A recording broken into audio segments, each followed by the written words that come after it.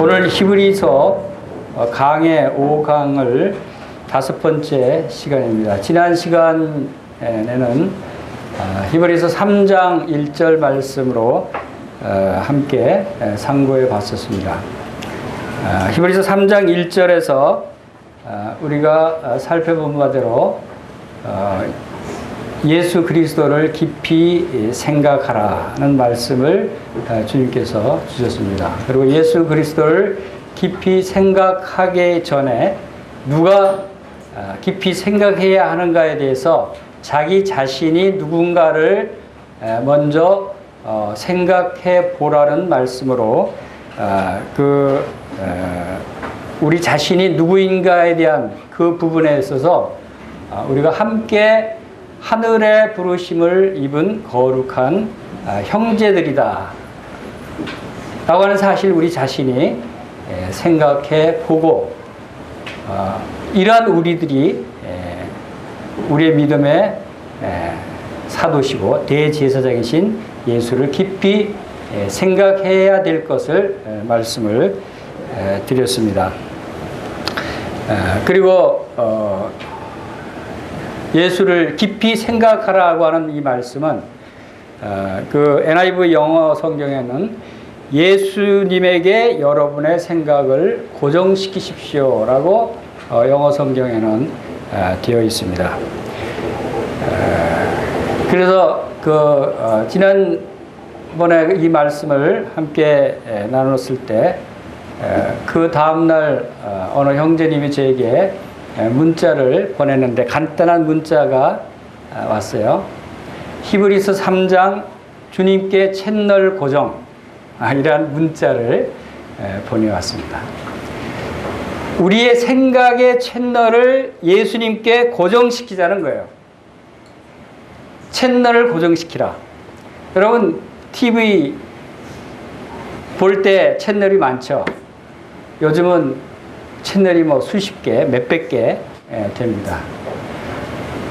그 많은 채널들이 우리에게 무슨 유익이 있습니까? 여기 돌렸다가 저기 돌렸다가 하지 마시라는 거죠. 우리가 돌려야 될 채널이 TV에 그래도 하나 있어요. 무슨 채널이죠? GNTV 채널이 있습니다. GNTV 채널 넘버가 888번이에요. KT 올레 TV의 IPTV로 우리 교회 방송에 속해 있는 888번 채널에 여러분들의 TV 채널을 고정시키시기 바랍니다.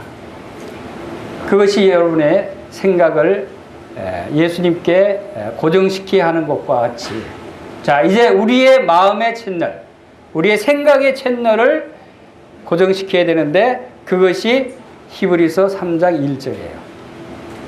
채널 넘버 히브리서 3장 1절 이렇게 해서 우리 마음의 채널을 고정시키시면 여러분들이 늘 예수님을 생각하고 예수님을 바라보게 되는 그런 삶을 살 수 있다고 생각이 됩니다. 여러분이 많이 어려울 때, 슬플 때, 두려울 때 예수님을 깊이 생각해 보시기 바랍니다. 우리의 슬픔을 위로하시고 즐거움으로 바꿔주실 것입니다. 여러분이 두려울 때 예수님을 깊이 생각해 보시기 바랍니다. 그럼 주님께서 우리에게 용기를 주시고 힘을 주시는 분이세요. 여러분이 불안합니까? 불안할 때 여러분을 예수님을 깊이 생각해 보십시오. 그러면 여러분의 불안한 마음이 사라지고 우리의 마음이 언젠가 어느 순간인가부터는 평안한 마음으로 바뀌어져요. 그것이 예수님을 깊이 생각하라고 하신 이유예요. 우리의 삶 가운데 여러분이 죄악 가운데 빠져 있을 때라도 여러분이 예수님을 깊이 생각하시면 이제 그 죄에서 벗어날 수가 있어요. 내가 비록 이런 죄 가운데 있지만 주님께서는 이미 십자가에서 나의 모든 죄를 다 용서해 주셨구나. 내가 여기에 이런 죄 가운데 머물러 있을 사람이 아니구나. 주님은 나에게 거룩하신 부르심으로 부르셨고 이제 하나님의 자녀로 불러주셨구나 하는 생각을 여러분이 다시금 회복하시면 여러분이 그 어두운 죄 가운데서 이제 나올 수가 있는 것입니다. 이렇게 해서 예수님을 깊이 생각하는데 2절부터는 그 예수님이 또 어떤 분이신가에 대해서 설명을 하고 계십니다. 그 이전에 1장과 2장에서 우리가 살펴본 대로 예수 그리스도는 선지자보다 더 뛰어나신 분이시고 예수 그리스도는 천사보다 더 뛰어나신 분이시다 라고 하는 것을 1장, 2장을 통해서 말씀해 주셨어요. 그리고 예수 그리스도는 하나님의 아들이시다. 그 하나님의 아들은 천지 만물을 지으셨고 만유의 후사가 되시는 창조주 하나님이시다 라고 하는 말씀을 우리 1장에서 살펴볼 수가 있었습니다. 그 예수님, 이제 선지자보다 뛰어나시고 모세보다 뛰어나신 그 예수님, 그 예수님이 우리에게 어떠한 분이신가?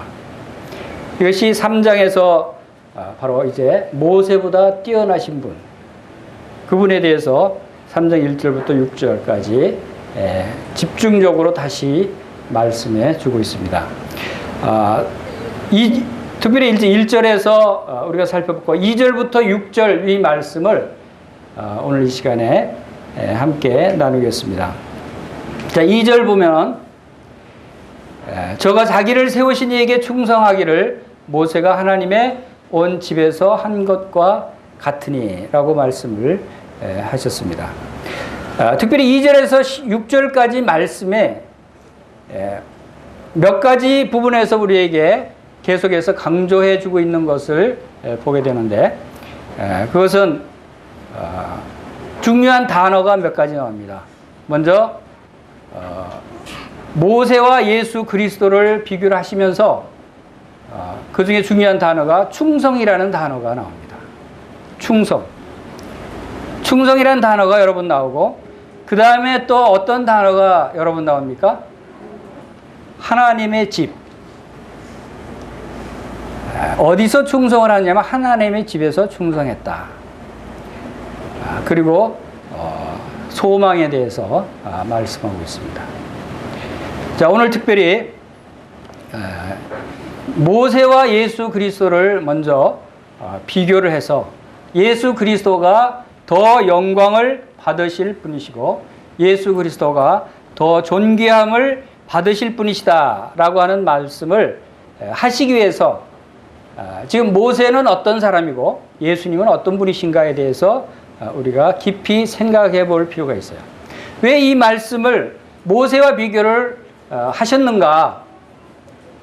우리가 이미 선지자들과 비교해 봤고 또 천사들과도 비교를 하셨습니다. 오늘 여기 3장에서는 모세와의 비교를 말씀하고 있습니다. 왜 그런가 하면 히브리인들, 유대인들은 특별히 모세를 추종하고 있었어요. 모세는 히브리인들에게는 유대인들에게는 절대적인 존재였어요.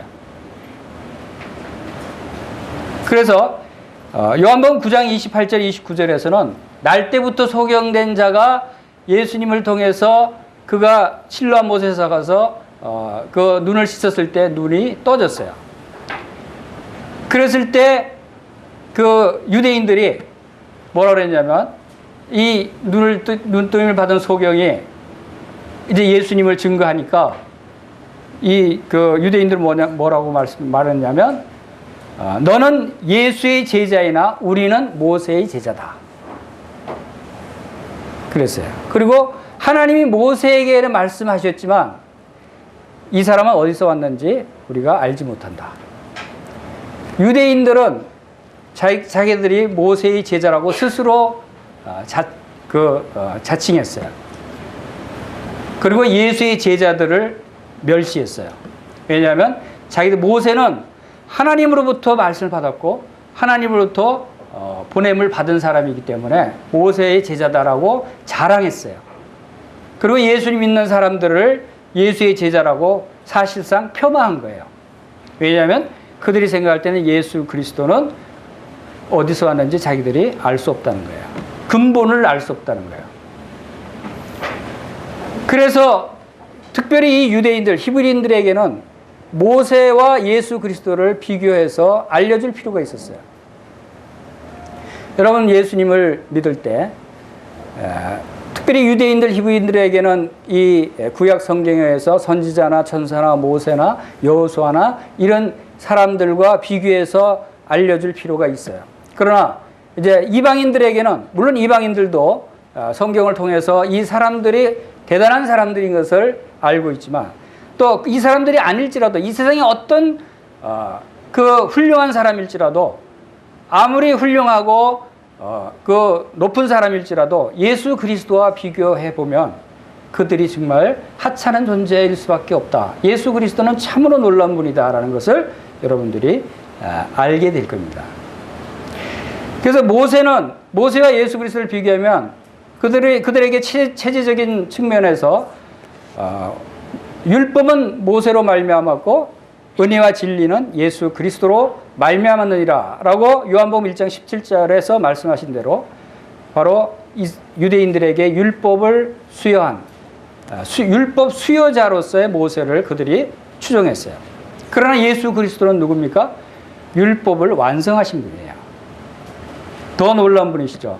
그리고 그들이 모세를 하나님이 보내신 선지자로 믿었지만 예수 그리스도도 하나님이 보내신 선지자일 뿐만 아니라 가장 뛰어난, 가장 위대한 선지자다라고 성경은 증거하고 있는 것입니다. 그리고 여기서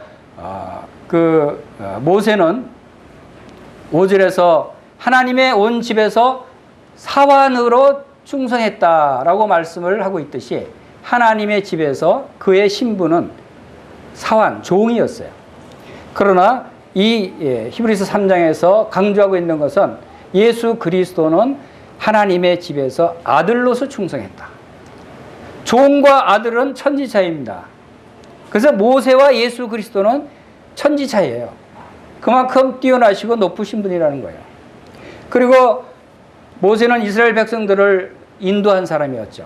이스라엘 백성들을 애굽에서 인도해서 광야를 거쳐서 가나안 땅으로 인도를 했습니까? 가나안 땅으로 인도하지 못했어요. 그럼 광야까지 인도하고는 그는 더 이상 갈 수가 없었어요.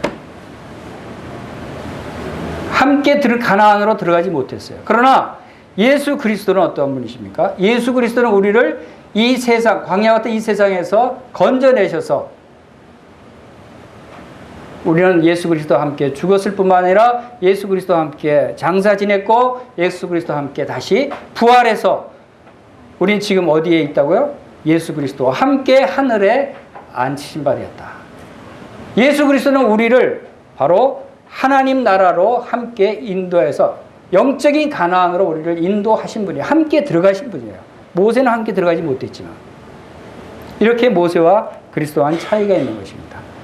그리고 모세는 그가 살아있는 기간 동안에 그 일을 충성할 수 있었지만 예수 그리스도는 지금 부활하셔서 하늘에서 영원토록 우리의 대제사장으로 우리와 함께 하시는 영원하신 인도자이십니다.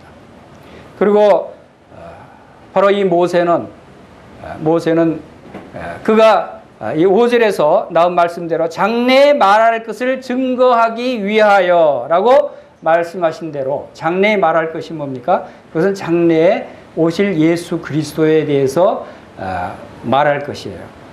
예수 그리스도를 예표하시고 예수 그리스도를 예비하시고 나타내시고 하기 위해서 그가 하나님께로부터 받은 율법을 수여했고 선포했고 성막과 제사와 제물과 이러한 규례들을 선포했어요. 그러나 그 속에 깊이 담겨져 있는 예수 그리스도 하나님의 아들에 대한 그러한 예언을 그는 알고 있었어요. 그래서 그는 바로 세례 요한처럼, 세례 요한이 누굽니까? 그리스도의 길을 예비하러 온 사람이었어요. 세례 요한처럼 이 모세도 그리스도의 길을 예비한 자예요. 그리고 그 모형과 그림자로 나타냈을 뿐이지만 그러나 예수 그리스도는 누굽니까? 예수 그리스도는 실체예요. 모세가 모형과 그림자로 나타냈던 그 실체가 되시는 분이 예수 그리스도시다. 그렇기 때문에 이 예수 그리스도는 모세와 감히 비교할 수 없는 뛰어나신 분이시다 라고 하는 것을 지금 여기서 말해주고 있는 것입니다. 이 예수 그리스도를 여러분들이 깊이 생각하라는 거예요. 이 세상 어떤 사람과도 비교할 수 없는 하나님의 아들 되신 예수 그리스도를 깊이 생각하라고 하는 말씀을 주시는 것입니다. 자, 여기서 우리들에게 또한 교훈으로 주시는 말씀들이 있어요. 그것은 여기서 모세도 충성했고 그리스도도 충성했다라고 하는 말씀이에요. 모세가 하나님의 집에서 충성했어요. 예수 그리스도도 하나님의 집에서 충성했어요. 오늘 성도들은 어떻게 해야 되죠? 오늘 성도들도 하나님의 집에서 충성해야 할 것을 우리에게 말씀하고 있는 것입니다. 충성이라는 건 뭐죠? 어떻게 하는 것이 충성이죠? 충성에 대해서 가장 잘 아는 사람은 누굴까요? 군인이죠. 군대 갔다 온 사람은 이렇게 대답이 나와요. 군대 갔다 온 사람은 충성이 뭔 줄 알아요. 군인들은 상관의 명령, 국가의 명령에 따르기 위해서 자기 자신의 생각, 자기 자신의 목숨을 아낍니까? 목숨을 바쳐서 충성하는 거예요. 충성이라고 하는 것은 자기의 모든 성심성의껏 그 임무를 수행하는 것이 충성이에요. 그렇죠? 그런데 충성의 요소 중에서 가장 중요한 요소는 뭐냐면, 충성의 요소 중에 가장 중요한 것은 지속성이에요. 처음에는 한두 번, 여러분이 처음에는 충성할 수 있어요. 마음먹고 내가 열심으로 주님을 섬겨야지, 열심으로 맡은 바 일을 내 목숨을 다해서 다 해야지 하면서 처음에 열심으로 모든 일을 다 잘 복종하고 순종할 수 있어요. 그러나 조금 얼마 시간이 지나면 점점 그 열기가 식어지고 자기 생각대로 하게 되고 나중에 나태해지는 그런 사람들이 얼마나 많아요.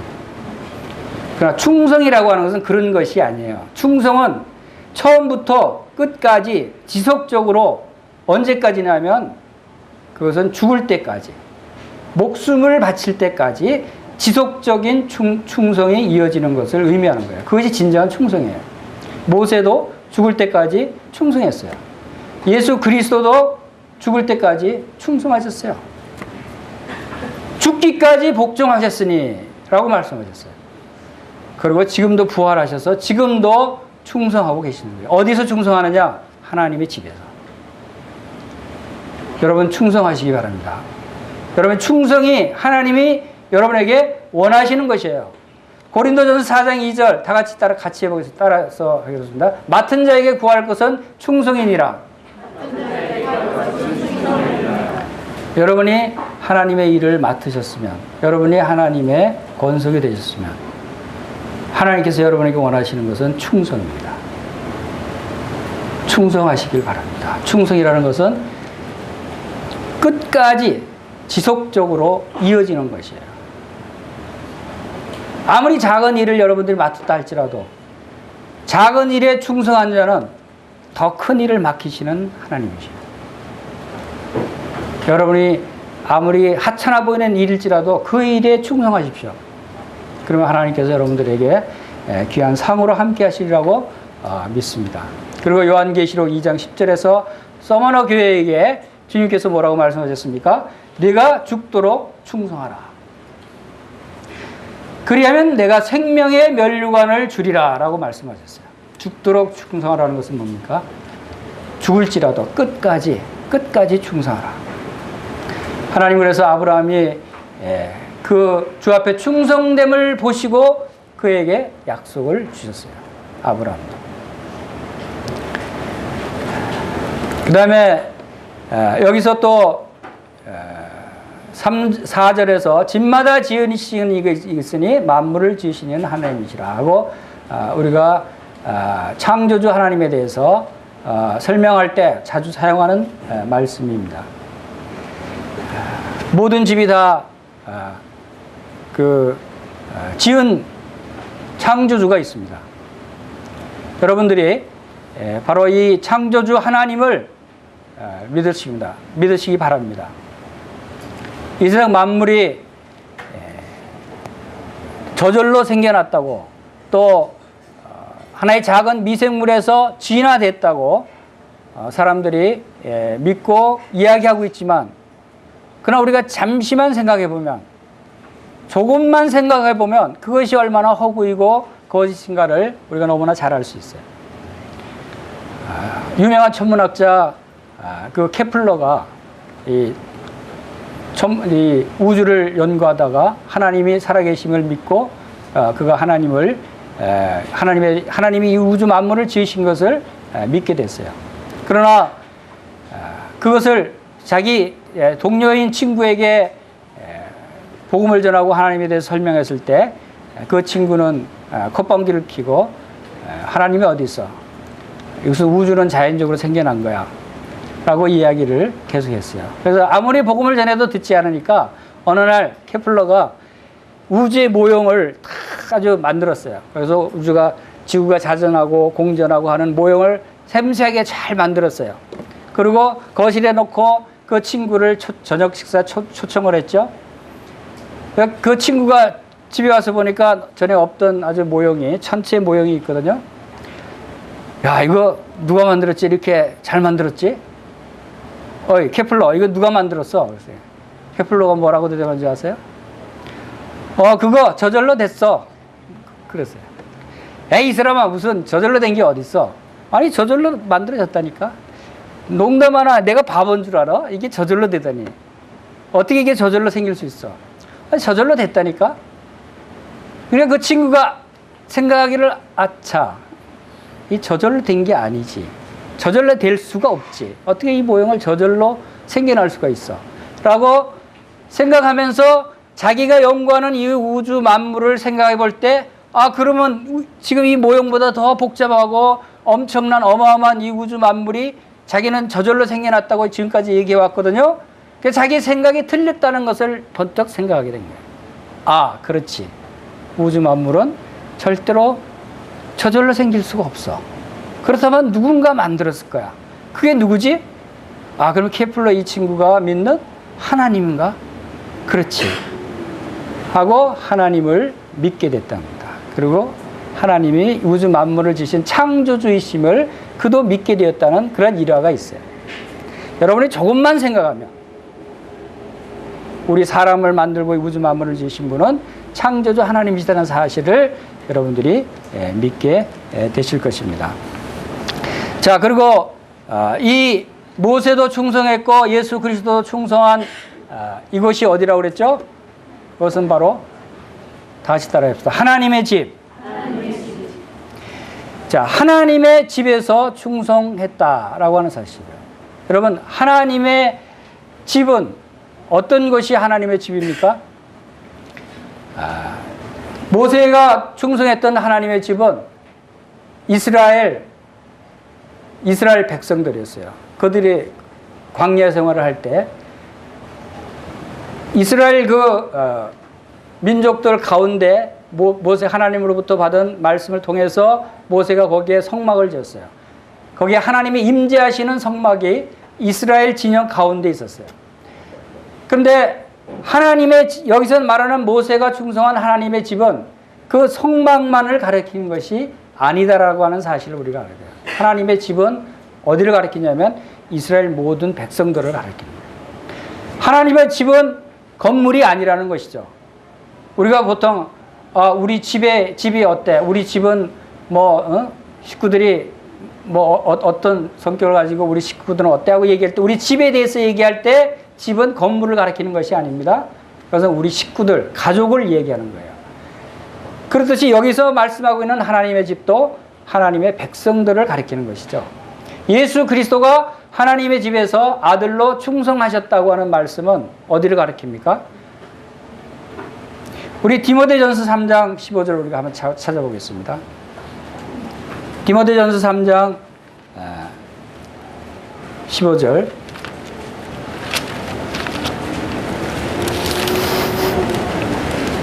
다 같이 읽겠습니다. 시작.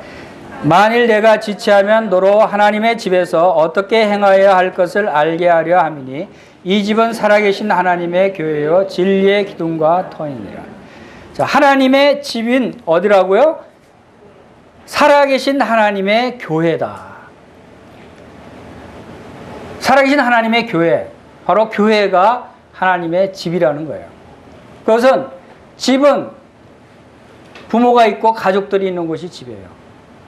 바로 우리들이 섬기는 곳, 우리들이 살아가는 곳, 우리들이 안식을 누리는 곳, 우리가 처해 있는 곳이 바로 하나님의 집이다. 그래서 고린도전서 3장 9절에는 너희는 하나님의 집이라 라고 말씀하셨고, 3장 16절에서는 너희가 하나님의 성전인 것과 하나님이 성령이 너희 안에 거하는 것을 너희가 알지 못하느냐.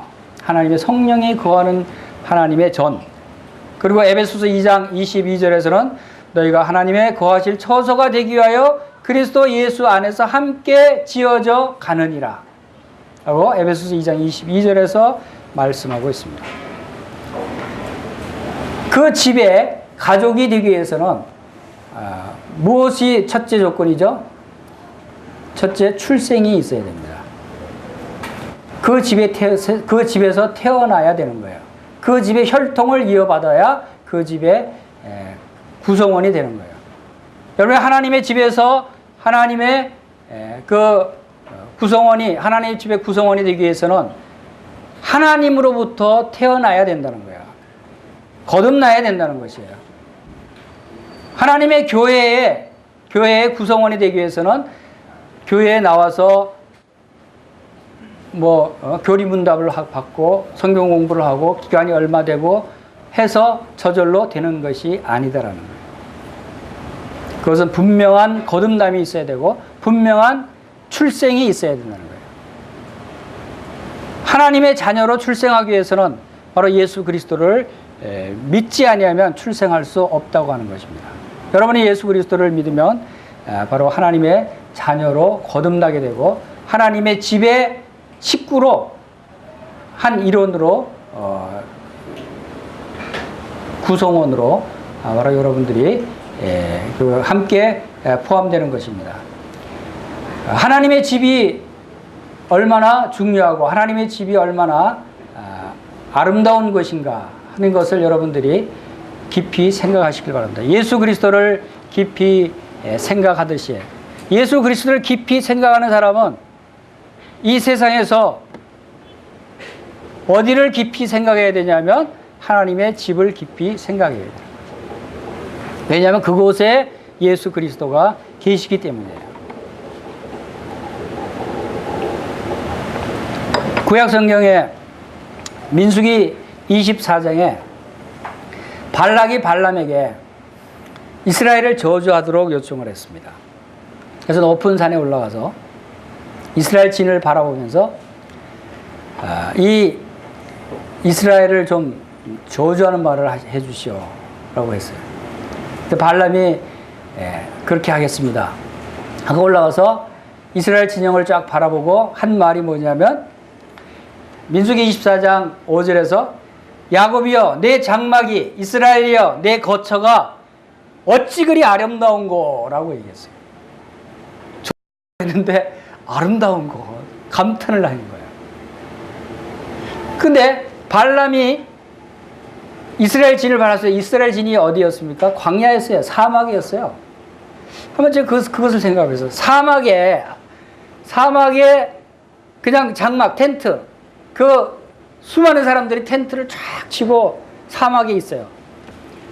나무도 없고 뭐 풀도 없고 아름다운 경치가 있는 것도 아니고. 근데 그거를 보고 왜 아름다운 거 그랬을까? 그것이 아름다울까요? 그냥 사막에 텐트 쳐져 있는데 그것이 뭐가 아름다워서 그 아름답다고 감탄을 했을까요? 여러분이 거기에 섰다고 했을 때 그렇게 아름답다고 얘기할 수 있겠어요? 아름다운 곳은 얼마나 이 나무가 있고 풀이 있고 제주도 가보니까 얼마나 아름다운지 몰라요. 바다가 있고 계곡이 있고 하나님이 창조하신 이 자연이 얼마나 아름다운가를 보게 됐어요. 그런 것이 아름다운 것이지 그냥 광활한 사막에 천막만 쳐놓고 있는데 어떻게 아름답다고 얘기했을까? 이게 좀 도른 거 아니에요? 발람이? 그러나 발람은 겉으로 보이는 것을 본 것이 아니에요. 우리가 겉으로 보이는 것은 아름다울 것이 하나도 없어요. 그러나 그 이스라엘 진영 중에는 하나님이 계심을 발람은 봤던 거예요. 그 진영 중에는 하나님이 살아계심을, 하나님이 있는 곳인 참으로 아름다운 곳이에요. 하나님은 그곳에서 그들의 필요를, 모든 필요를 공급하시는 분이시고 모든 것을 지켜주시고, 그 광야가 얼마나 독서가 있고 전갈이 있고 얼마나 위험합니까? 먹을 물도 없는 곳이고 먹을 빵도 없는 곳이고 얼마나 광야라고 삭막해요. 그 험한 곳에 하나님이 함께 하시면, 하나님이 그곳에 계시면 모든 공급이 다 이루어지고 모든 필요가 채워지고 영생하도록 솟아나는 샘물이 되시는 하나님이 그곳에 함께 하시는 것을 이 발람은 볼 수 있었어요. 바로 오늘날 교회, 하나님의 교회도 이 하나님의 집처럼, 광야에 있는 하나님 집처럼 광야 같은 이 세상에 교회가 있지요. 겉으로 보기에는 참 초라한 것 같아 보여요. 겉으로 보기엔 크지도 않고 아름다운 건물도 없고 성도들 숫자도 많지 않고 세상 사람들이 볼 때는, 외형적인 눈으로 볼 때는 초라할 수밖에 없어요. 자랑할 것이 뭐가 있겠어요. 그러나 이 하나님의 집, 하나님의 교회 안에는 누가 있는 것이에요? 하나님이 계시고 예수 그리스도가 있는 것이에요. 예수 그리스도가 있는 그곳은 참으로 아름다운 곳이라는 거예요. 발람은 그것을 본 것이에요.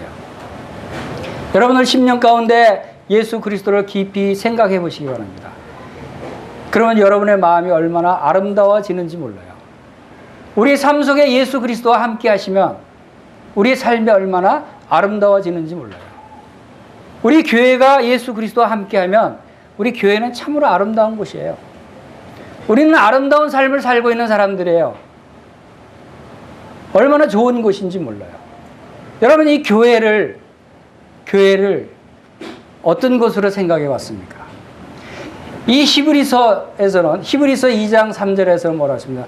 너희가 이 큰 구원을 등한히 여기지 말라라고 말씀하셨어요. 저는 여기 3장에서는 이렇게 주님께서 메시지를 주셨어요. 이 큰 하나님의 집인 교회를 등한히 여기지 말라. 이것이 하나님의 메시지예요. 하나님의 집을 등한히 여기지 말라. 얼마나 중요하길래 모세가 죽도록 충성했고 예수 그리스도께서 집 맡은 아들로 죽기까지 충성한 것이 하나님의 집이라는 거예요. 얼마나 중요한 것이에요. 이것이 교회예요. 우리도 모세처럼 그리스도처럼 우리의 죽도록 충성해야 할 곳이 하나님의 집이에요. 교회예요. 하나님의 마음은 여기에 있는 곳이에요. 교회에 있는 곳이에요. 여러분이 교회를 등한히 여긴다고 하는 것은 어떤 것이냐면 마치 여러분의 집을 등한히 여기는 것과 똑같아요. 여러분의 가족이 있는 여러분의 집, 여러분이 등한히 여깁니까? 들어가고 싶으면 들어가고 나가고 싶으면 나가고, 뭐 집 있어도 좋고 없어도 좋고, 뭐 나 혼자 뭐 살지, 이렇게 생각합니까? 그렇게 생각하는 사람은 없죠. 이 육신의 집을 우리가 등한히 여기지 않아요. 얼마나 귀중한 곳이에요. 그런데 더 중요한 영적인 집, 하나님의 집인 교회를 등한히 여기시면 안 된다는 거죠. 우리는 등한히 여길 곳이 아니에요, 교회는. 마치 누가복음 15장에 탕자 이야기 나옵니다. 이 둘째 아들이 자기한테 배당될 재산을 미리 달라고 해서 받고 집을 나갔어요. 집을 나가서 허랑방탕 다 써버리고 거지꼴이 됐어요. 이 탕자가 무슨 죄를 지었을까요? 돈을 갖고 나가서 다 허랑방탕해서 써버린 것이 가장 큰 죄인가요? 누가복음 15장 한번 잠깐 보겠습니다. 누가복음 15장 24절에 보면은 제일 마지막에 누가복음 15장 24절 이 내 아들은 죽었다가 다시 살아났으며 내가 잃었다가 다시 얻었노라 하니 저희가 즐거워하더라. 아버지는 탕자가 다시 돌아왔을 때 너 왜 돈 다 쓰고 탕진했냐라고 책망하지 않았어요. 왜냐하면 그것이 큰 죄가 아니에요. 아버지가 그동안 슬퍼하고 간절히 기다렸던 거는 뭡니까? 아들이 돌아오기를 기다린 거예요. 아버지가 왜 즐거워합니까? 지금 즐거운 이유가 뭡니까? 아들이 죽었다가 살아왔기 때문에, 다시 잃었다가 다시 얻었기 때문에. 집을 나간다고 하는 것은 아버지를 버리고 나간다는 뜻이에요. 가장 큰 죄는, 이 탕자의 가장 큰 죄는 아버지를 버리고 나간 것이었어요. 돈을 다 써버린 게 아니라, 만약에 그거 아니고 돈을 다 써버린 게 죄라면, 그러면 나가서 돈 많이 벌어서 뭐 주식 투자해서 돈을 몇 배로 많이 벌어서 들어오면 그거는 죄가 아닌가요? 그것이 아니라는 거예요. 아버지의 마음을 아프게 한 것은 돈을 가지고 나간 것이 아니라 아버지를 버리고 나갔다는 데 있다는 거예요. 여러분이 하나님의 교회를 떠난다고 하는 것은, 여러분이 만약에 교회 뭐 중요해 가봐야 어떤 형제 꼴도 보기 싫은데 어떤 자매 맨날 잔소리만 하고 그냥 집에서 우리끼리 그냥 성경책 보고 우리끼리 예배 드리면 뭐 어때? 이렇게 생각하는 분이 혹시 있을지 모르겠어요. 그러나 그것은 마치 여러분 가정에 언니와 형 꼴 보기 싫어서 집 나가는 사람하고 똑같아요. 엄마 아빠 잔소리 한다고 집 나가버려야지. 집을 이렇게 등한히 여기는 사람과 같다고 하는 것을 여러분들이 기억하시기 바랍니다. 왜? 우리 영적인 아버지 하나님의 집은 바로 이 교회이기 때문에. 여러분, 교회가 얼마나 중요하다는 사실을 여러분들이 분명히 생각하시기를 바랍니다. 이 교회는 바로 그리스도께서 피로 값주고 사신 교회라고 그랬어요. 그리스도께서 죽기까지 복종하신 곳이 바로 이 교회라는 것입니다. 그렇기 때문에 이 교회에서 죽기까지 죽도록 충성해야 할 가치가 있는 거예요. 여러분 가정을 위해서 가정에 함께 섬기고 충성하는 것은 당연한 것이잖아요. 형제 자매를 위하고 부모를 위하고 가정을 돌보고 돕고 하는 것은 당연한 것이에요. 왜? 내가 그 식구니까. 마찬가지로 교회를 위해서 죽도록 충성하고 교회를 돌보고 성도들을 돌보고 하는 것은 당연한 것이에요. 왜? 같은 식구고 가족이니까. 우리 육신의 가족이 중요하듯이 우리 영적인 가정은 더 중요한 것이에요. 왜? 영원한 것이니까. 이것을 하나님께서 우리에게 말씀하고 있는 것입니다. 그래서 하나님은 우리 가정 성도들을 존귀히 여기시는 분이시다 라고 하는 것을 보게 되고, 자, 이제 마지막으로 한 것을 더 보면은, 우리가 이 2절에서 6절 말씀 가운데 제일 뒷부분에 6절 말씀에 보면은, 그리스도는 그의 집 맡은 아들로 충성하였으니 우리가 소망의 담대함과 자랑을 끝까지 견고히 잡으면 그의 집이라. 여기서 우리의 소망의 담대함과 자랑을 끝까지 견고히 잡으라라고 말씀하고 있습니다. 여러분의 소망은 어떤 것입니까? 우리에게는 바로 이 예수 그리스도가 소망입니다. 소망은 보이는 것이 소망이 아니라고 말씀하고 있습니다. 우리가 소망으로 구원을 얻었음에 보이는 소망이 아니니 보는 것을 누가 바라리요 라고 로마서 8장 24절에서 말씀하고 있습니다. 그리고 고린도후서 4장 18절에서는 우리의 돌아보는 것은 보이는 것이 아니니 보이는 것은 잠깐이요 보이지 않는 것은 영원한 것이니라. 우리의 소망은 이 땅에 있는 것이 아니죠. 왜? 이 땅에 있는 것은 다 썩어질 것이고 한시적인 것이에요. 영원한 것이 아니에요. 우리의 소망은 보이지 않지만 그러나 영원한 곳에 우리의 소망이 있다고 하는 사실을 여러분들이 믿으시기를 바랍니다.